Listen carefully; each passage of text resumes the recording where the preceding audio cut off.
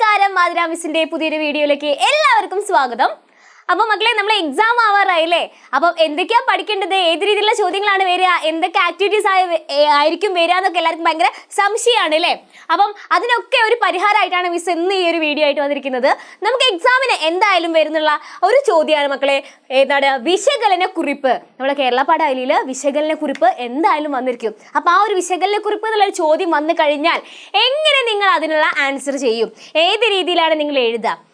മക്കളെ, ഒരു വിശകലനക്കുറിപ്പ് എഴുതുമ്പോൾ നിങ്ങൾ ശ്രദ്ധിക്കേണ്ട കാര്യം, ഗദ്യഭാഗത്തെ ഒരു ആശയം എന്താണെന്ന് വെച്ചാൽ അത് വിശകലനം ചെയ്യുക. അതായിരിക്കണം നിങ്ങളുടെ ആദ്യം ചെയ്യേണ്ടത്. അപ്പോൾ പിന്നെയോ സ്വന്തം നിലപാടും നിരീക്ഷണങ്ങളൊക്കെ അതിൽ വ്യക്തമാക്കിയിരിക്കണം. സ്വന്തം നിലപാടുകളും നിരീക്ഷണങ്ങളൊക്കെ വ്യക്തമായിട്ടായിരിക്കണം നിങ്ങൾ ആ ഒരു വിശകലനക്കുറിപ്പ് എഴുതേണ്ടത്. പിന്നെ നിങ്ങൾ എഴുതുമ്പോൾ അതിന് അനുയോജ്യമായിട്ടുള്ള ഒരു ഘടന ഉണ്ടായിരിക്കണം. ഒരു വിശകലനക്കുറിപ്പ് തയ്യാറാക്കുമ്പോൾ അതിന് അനുയോജ്യമായിട്ടുള്ള ഒരു ഘടന ഉൾപ്പെടുത്തിയിട്ടായിരിക്കണം നിങ്ങൾ ഒരു വിശകലനക്കുറിപ്പ് തയ്യാറാക്കേണ്ടത്.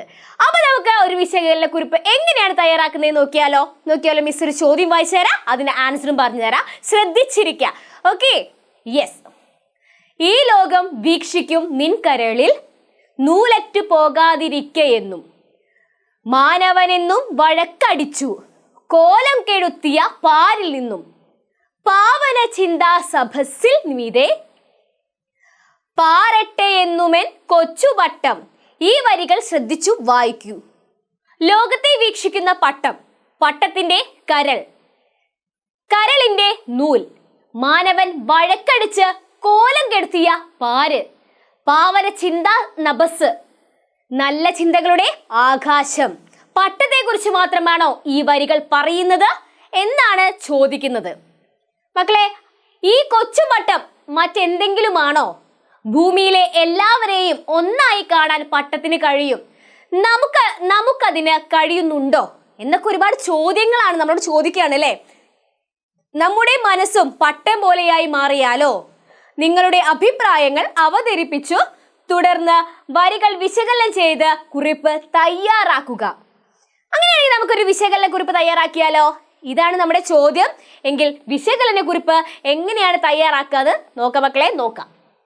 മിസ് വായിച്ചുതരാൻ ശ്രദ്ധിക്കണം കേട്ടോ. പട്ടം പറപ്പിക്കട്ടെ എന്ന കവിതയിലെ ഈ വരികൾ പട്ടത്തെക്കുറിച്ച് മാത്രമല്ല പറയുന്നത്, മറിച്ച് ഒരുമയെയും സമത്വത്തെയും കൂടി ചൂണ്ടിക്കാണിക്കുന്നുണ്ട്. ലോകം ഒട്ടേറെ വൈവിധ്യങ്ങൾ നിറഞ്ഞതാണ്. എന്നാൽ ഇതിനിടയിലും അവയെ ചേർത്ത് പിടിക്കുന്ന ഒരു നൂലുണ്ട്. ഈ നൂലിന്റെ ചലനമനുസരിച്ചാണ് വൈവിധ്യങ്ങൾ ഉൾക്കൊള്ളുന്ന ഏകലോകം ആകുന്ന പട്ടം ചലിക്കുന്നത്. ഉയർന്നു പറക്കുമ്പോഴും വലിച്ചടുപ്പിക്കുന്ന എന്തോ ഒന്ന് ഈ പട്ടത്തിലുണ്ട്. ഇങ്ങനെ ഉയർന്നു പറക്കുന്ന പട്ടത്തെ, ഏകലോകം എന്ന പട്ടത്തെ ഭൂമിയിലെ യാഥാർത്ഥ്യങ്ങളുമായി ബന്ധിപ്പിക്കുന്നത് ലോകം ഒന്നാണെന്ന ബോധമാണ്. ഈ ബോധമാണ് പട്ടത്തെ അകലെ നിൽക്കുമ്പോഴും അടുപ്പിക്കുന്നത്. മനുഷ്യർ പരസ്പരം വഴക്കടിച്ച് കോലം കെടുത്തിയ ഭൂമിയിൽ നിന്ന് നല്ല ചിന്തകളുടെ ആകാശത്താണ് പട്ടം പറപ്പിക്കുന്നത്. ഒരു തരത്തിൽ പറഞ്ഞാൽ ഈ പട്ടം നല്ല മനസ്സിനെ തന്നെയാണ് സൂചിപ്പിക്കുന്നത്. പുതുതലമുറയ്ക്ക് വേണ്ടിയുള്ള നല്ല ചിന്തകൾ അതിലുണ്ട്. മക്കളെ, അപ്പൊ നമ്മൾ ഇന്നൊരു വിശകലന കുറിപ്പാണ് പഠിച്ചത്.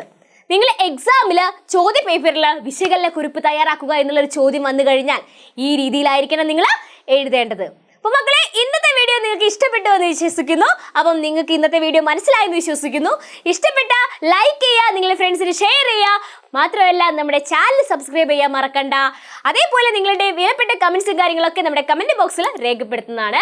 അതേപോലെ നമുക്ക് ഇതുപോലെ തന്നെ അടുത്ത ദിവസം നമ്മൾ അടുത്ത പുതിയൊരു പ്രവർത്തനമായിട്ട് വരുന്നതായിരിക്കും. അതുവരേക്കും ബൈ.